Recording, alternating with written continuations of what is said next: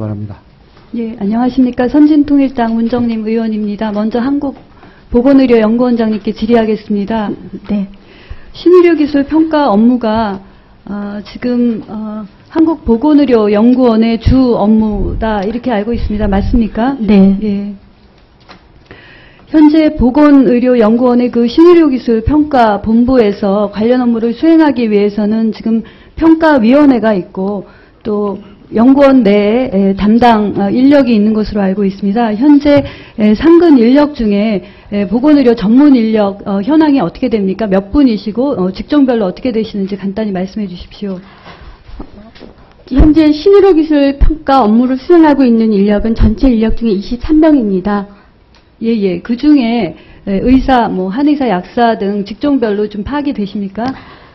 지금 현재 그 평가 업무를 수행하고 있는 대부분의 인력은 간호사 인력이고 보건의료연구원 다른 부처의 의사 인력이 4명이 있어서 이 업무를 지원하고 있습니다. 예. 그래서 저도 인력 현황을 사무처를 통해서 받아봤습니다. 간호사가 18분 일하고 계시고요. 의사 2분, 한의사 3분, 약사 1분이 근무하고 있었습니다. 제가 이거를 파악하게 된 것은 신의료기술 평가위원회가 있고 또 자문위원이 계시지만 이분들이 상근직이 아닌 것으로 이렇게 알고 있습니다.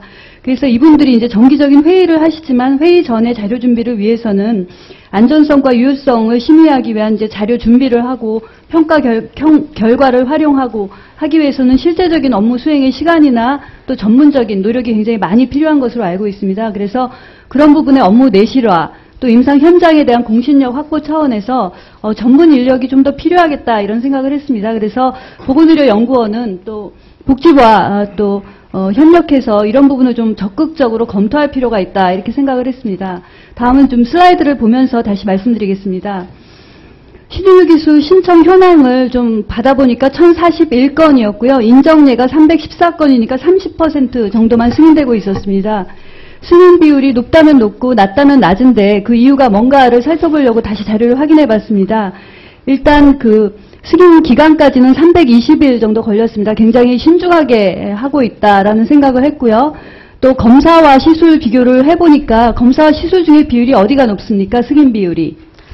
검사가 높습니다. 네, 그렇죠. 검사가 75%, 시술이 25%에서 검사와 시술이 3대1 정도 됐습니다. 그래서 이 이유가 뭔가 살펴보니까 이것이 이제 체계적 문헌 고찰을 통해서 심의위원회를 거치는 그런 문제가 있었습니다. 그래서 유효성과 안전성을 위해서는 그런 부분이 꼭 필요하지만 다른 대체 기술이 없고 또 임상에서 시급한 시술인 경우에는 전문가 상호 검증 단계를 거치는 것도 필요하겠다 이런 생각을 했습니다. 그래서 이런 부분에 대한 적극적인 검토도 필요하겠다라는 부분을 보건의료연구원은 좀 복지부와 좀 협조해서 방안을 좀 찾아보시기 바랍니다.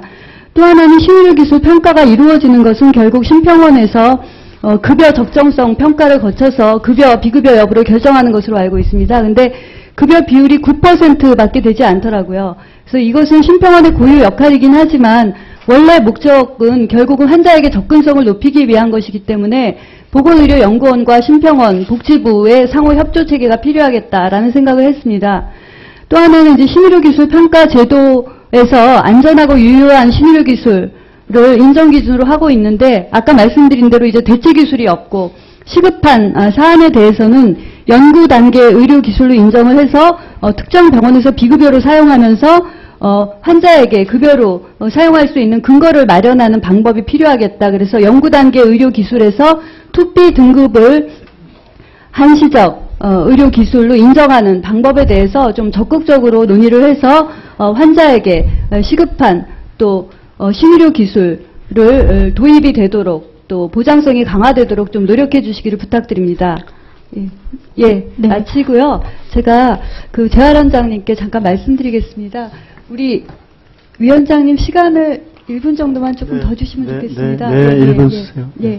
국립재활원장님께 말씀드리겠습니다. 국립재활원이 86년 설립되었습니다. 그래서 지금 26년 되었는데요. 물론 각심원 시절부터 하면 더 하고요. 저는 좀 감사를 드리고 싶습니다. 국립재활원장님은 이제 재활의학계에서 재활의학 발전, 학문적 발전을 위해서 누구보다도 열심히 하신 분인데 또 재활원에서 우리나라 국가의 제도적인 부분을 위해서 헌신하게 된 것에 대해서 감사드리고요. 또 이 자리에 함께 하신 진료부장이신 이범석 부장님께는 각별한 감사의 말씀을 드리고 싶습니다. 80년대 초반에 대학병원에서 누구보다도 진료와 연구가 뛰어나서 장래가 촉망됐던 그런 분이었습니다.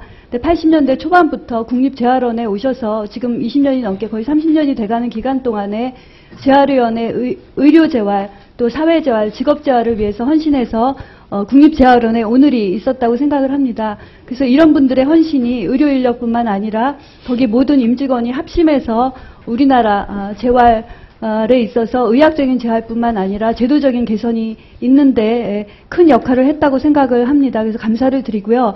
그에 비해서 장애인 정책국, 정책과에서 나와 계시지만 제도적인 뒷받침은 너무 따라가지 못한다라는 생각을 했습니다. 그 이유는 저도 권역별 재활병원 또 CBR 등에 관심을 갖고 자료를 찾아봤는데 재활병원의 모델 저도 재활의학회에 있을 때 같이 모델 개발에 참여를 했습니다. 그래서 시설, 장비, 인력, 또 진료 형태, 또 인증 방법 이런 것들을 연구한 지가 지금 5년이 넘었고 거의 10년이 돼갔는데 그 연구는 다 되어 있고 어떻게 하면 된다. 액션 플랜까지 다 되어 있는데 제도적인 뒷받침이 되어서 꼼짝을 못하고 있는 것을 보고 아니 이것은 복지부의 직무유기다라는 생각까지 했습니다. 복지부가 의지는 있는데 왜 실천을 하지 못하나 보니까 관련 법이 부재하다라는 생각을 했습니다. 그래서 장애인 보건법이라든지 법적인 근거를 좀 분명히 조속히 해야 될 것 같고요. 그 다음에 권역별 재활병원이 아직도 요양병원으로 분류되어 있는 것 같습니다. 맞습니까? 네, 경인의료센터 한 곳이 그렇게 되어 있는데 시정할 예정입니다. 네, 예. 그래서 그런 제도적 개선이 따라야 할 것 같고요.